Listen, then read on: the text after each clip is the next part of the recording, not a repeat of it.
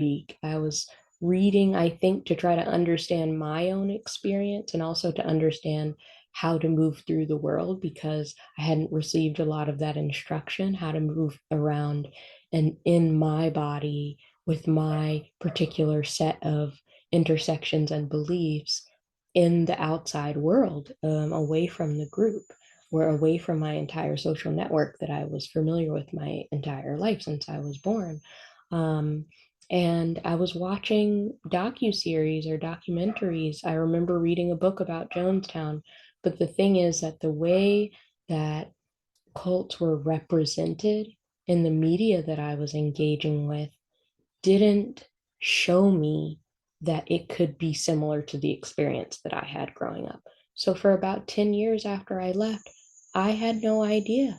9 or 10 years, I didn't realize I had been in a cult. I've never heard anyone actually, in any of the docuseries or any of the articles that I've read, talk about race and the factor that race played. I actually, for years, didn't even know that the Branch Davidians who lost their lives in that massacre were mostly people of the global majority.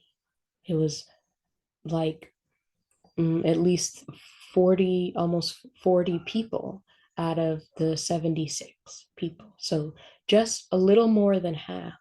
And that's not represented in the media at all. It wasn't represented during the standoff.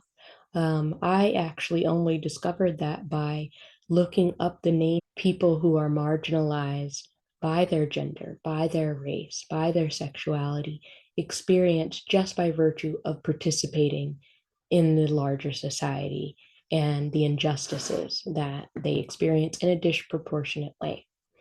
Um, and I also think that that lack of media representation can create a lot of room for stigma and disbelief within a community of the threat, of the experiences that someone might have. And there is a unique vulnerability that Black people, that Indigenous people, and people of the global majority have in interacting with groups where you may be talking about this experience and it doesn't set off your flags, it doesn't set off the other person's red flags, and maybe you're even encouraged to keep trying to people please because that's an inheritance that you've received.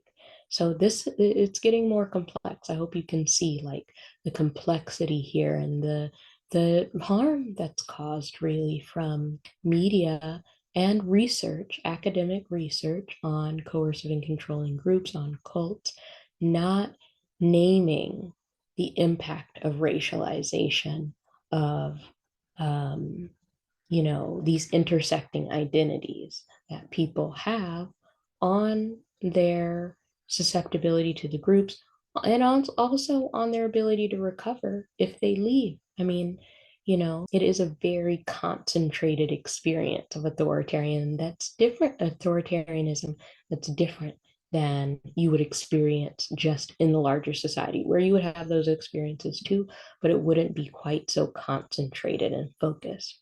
And so that stigma, how you can support Emergent Phoenix and me, and what offerings that I have available to support you, whether you're a survivor, whether you're a family member, whether you're someone who's a concerned community member who just wants to learn more about this and be able to recognize it so you can support yourself